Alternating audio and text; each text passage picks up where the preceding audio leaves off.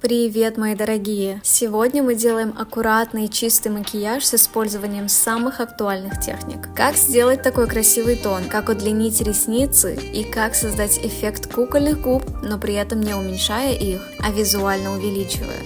В начале любого макияжа я надеваю линзы. Они у меня от бренда Olens, которые я уже ношу на протяжении 2 лет. И сразу отвечу на часто задаваемый вопрос. Ношу я их почти весь день, не ощущаю дискомфорта и глаза не сушатся. Переходим к уходу. Многие пренебрегают данным этапом, а ведь именно при хорошо увлажненной коже вы сможете не только добиться ровного тона, но и долговременной стойкости. По стандартной последовательности вначале наносим тонер, он у меня в формате спрея. Затем для более глубокого питания сыворотку сияния и, конечно же, база под макияж. Если ваш макияж скатывается или же совершенно не хочет ложиться, то, скорее всего, проблема в сочетании вашей базы под макияж и тонального крема. Очень важный момент. Подбирайте базу под макияж и тональный крем на одинаковой основе. Есть 2 основных типа. Продукты на основе силикона и на водной основе. Базу на основе силикона мы сочетаем с тональным кремом на основе силикона. Базу на водной основе мы сочетаем с тональным кремом на водной основе. При правильном сочетании ваш макияж будет стойким, и вы никогда больше не столкнетесь со скатывающимся тоном.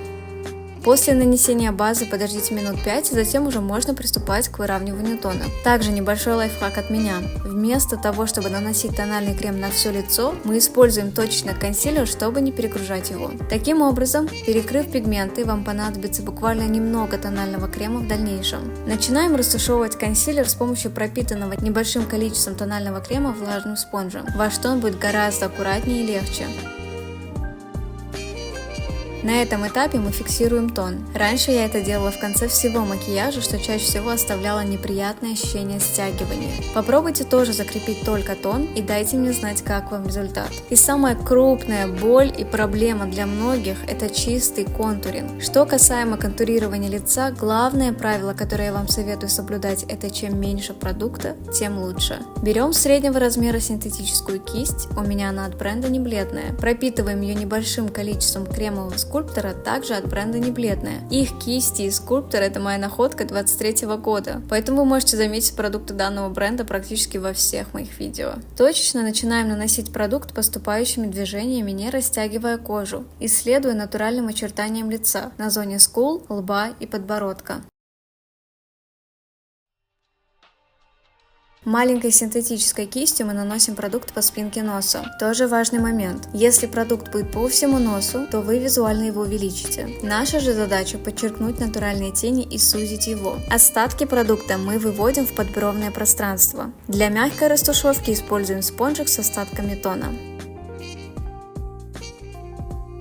Также, дорогие мои, я рада вам сообщить, что теперь вы можете обучиться техникам макияжа от меня в онлайн-формате за небольшую стоимость. На моем обучении вас ждет 14 высококачественных видеоматериалов и PDF-гайдов. Огромнейший плюс данного обучения в том, что вы научитесь краситься именно по своим чертам лица, используя самые актуальные техники макияжа. Всех буду ждать у себя на сайте makeupbysl.com. Все подробности в описании под видео. Румяна я предпочитаю жидкие. Они дадут нам одновременно красивый румянец и сияние. Растушевываю кистью побольше и границы смягчаю также спонжем.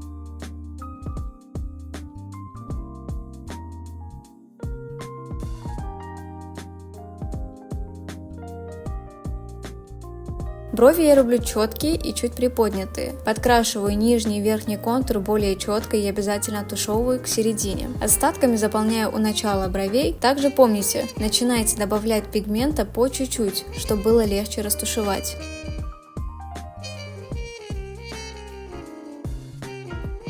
При оформлении глаз для начала мы зафиксируем верхнее и нижнее веко нюдовыми светло-коричневыми тенями. Затем приступаем к стрелкам по моей авторской технике. Мы прорисовываем трафарет или же шаблон тенями при помощи плоской скошенной кисти. Важный момент. Я рисую стрелки от середины глаза. Раньше я прорисовывала стрелки по всей длине, и это выглядело, мягко говоря, ужасно. И также при нарисовании старайтесь не касаться складки века.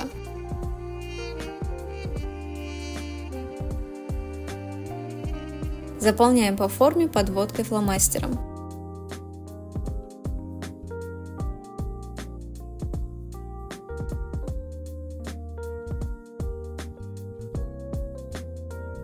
Прокрашиваем ресницы от начала линии роста волос, постепенно вытягивая их. Наслаивание же важно делать только на кончиках. Если слишком плотно прокрасить основную длину, ресницы через некоторое время станут опущенными.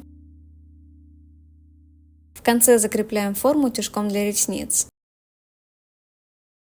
Точечно добавим сияние на кончике носа, у внутренних уголков глаза и на выступе под глазами. Я увлажняю губы маской от Кокобо для кукольного эффекта и у начала прокрашиваю блеском для создания градиента. По контуру губ гелевым карандашом очерчиваем границы, чтобы визуально их увеличить. Используйте оттенок, идентичный вашему натуральному оттенку губ, и контур не будет казаться жестким. И вот и все. Не забудьте поставить лайк и напишите в комментариях, какая техника вам понравилась больше всего. До скорых встреч! Всех люблю!